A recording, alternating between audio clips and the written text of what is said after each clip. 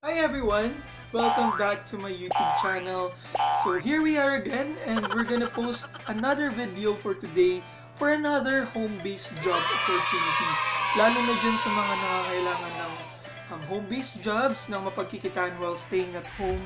So this is another video that you can watch. So if you are interested to earning money while staying at the comfort of your home, please do stay tuned sa ating video for today. And ikaw, yes, you yourself, if you're not yet subscribed sa ating channel, please consider subscribing by hitting the subscribe button below this video.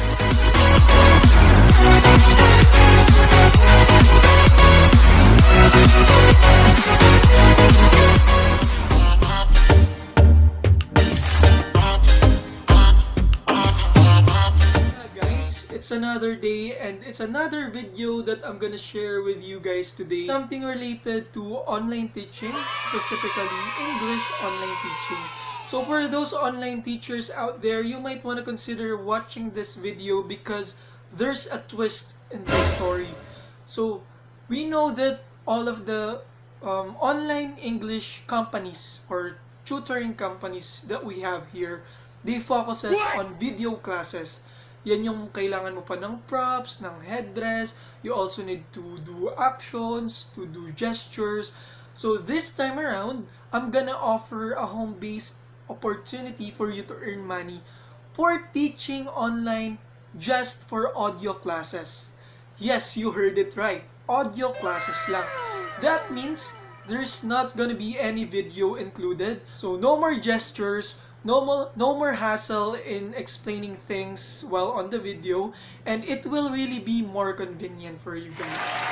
So today we're gonna talk about, if you're familiar with it, the company is what we call UTalk.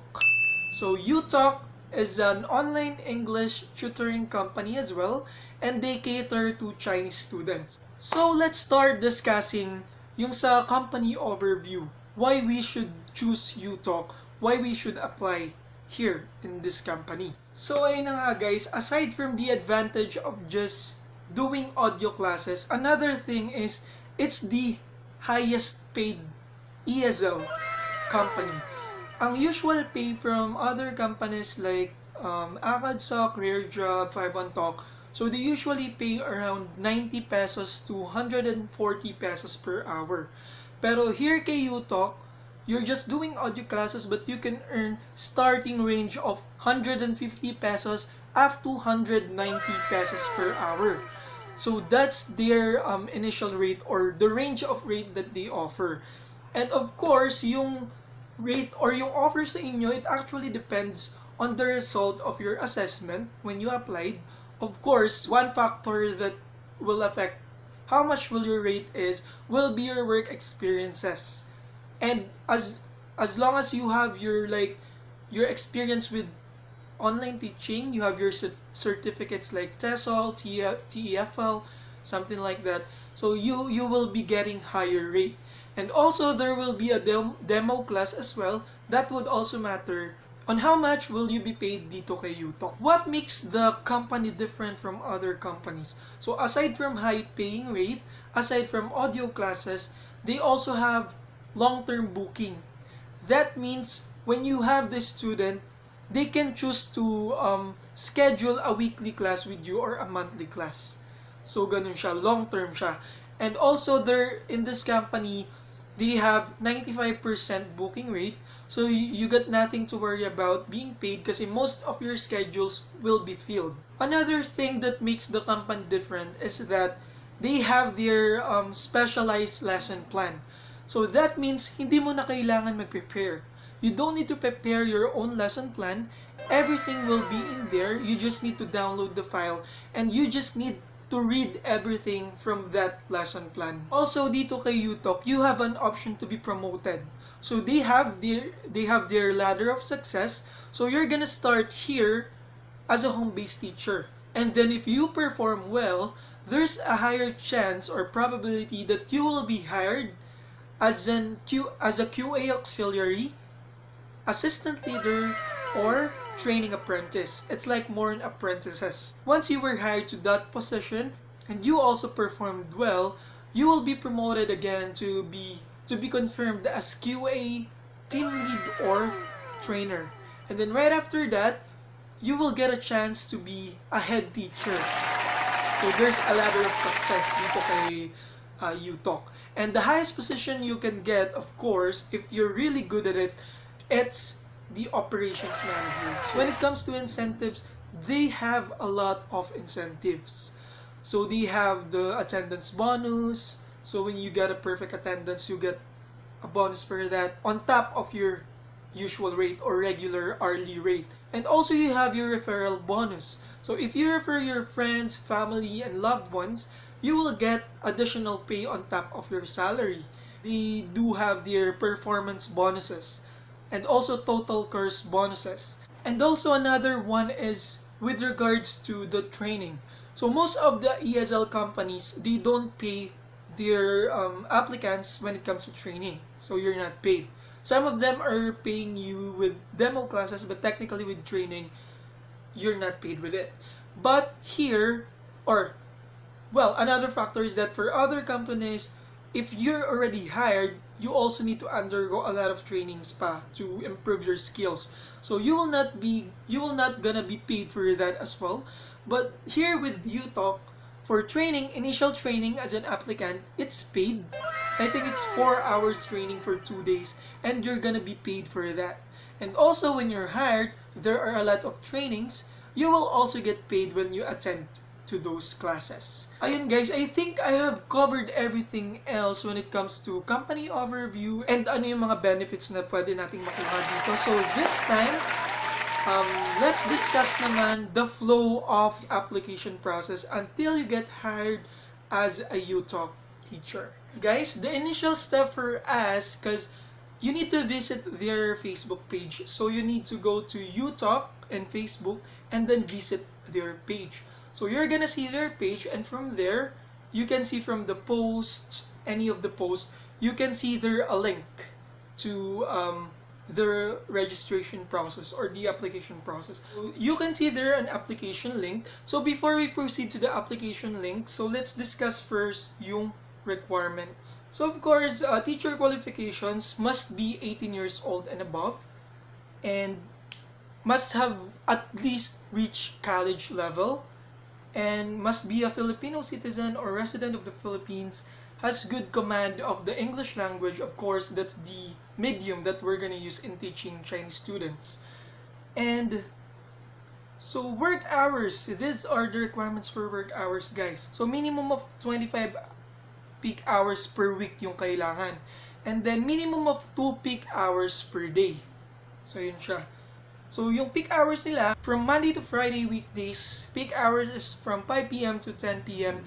And during weekends, peak hours is 9 a.m. to 10 p.m. So eto naman yung mga technical requirements. So of course, we need a laptop. They are very detailed when it comes to requirements. So for laptop, the operating system should be Windows 7, Windows 8, or Windows 10 only. For CPU processor, it should be yung usual na requirement for home-based job. That's Intel Core i3 processor and above with at least 4 GB RAM. Internet bandwidth, so must have a minimum of 1 Mbps upload, and then must have a minimum of 5 Mbps download. The requirement for the connection is it should be wired or connected to a LAN. Wireless connection, Wi-Fi data, and any broadband connections, it's not allowed. There are times that the connection might be intermittent. I think you can buy naman yung mga LAN cables or LAN connectors around 200 to 300 pesos. I think you can already buy one. Of course, another requirement is a headset with a noise cancelling feature, and you must have a very quiet place to work with. So basically, yun lang mga requirements. If you feel like you are meeting all the requirements, you can proceed to clicking the application link, and once you click the application link, you will be provided to some sort of a registration form that you need to fill out. And once you're done with that, the item number 9, it will ask you to record your introduction. So this will be a 20-second introduction. So guys, ganito siya. pupunta kayo sa Vocaroo. That's a recording website. So, indicated din naman dito yon. You can just type in vocaroo.com sa inyong web browser, and then from there you can record in your introduction. So, hindi siya putol, guys. It's just one recording that you will be submitting. So, it's just that the first 20 seconds of that audio file will be your introduction.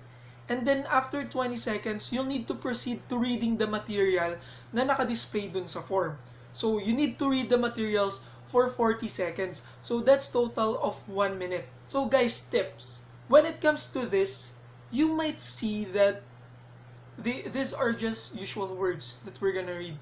But guys, believe me guys, that it's very difficult because when I tried to apply for UTalk, the first time I applied, I actually failed for this recording. But when I asked them what seems to be the problem, they were able to respond to me. And by the way, I asked them in Facebook, and they are responding naman when you try to message their page. So they told me about the pronunciation of the specific words that I was not able to pronounce well. So they are very strict and detailed when it comes to pronunciation. As in for each word, guys, when you pronounce a specific word, even 2 letters lang yan, you're not gonna pass the initial part of the assessment, which is this.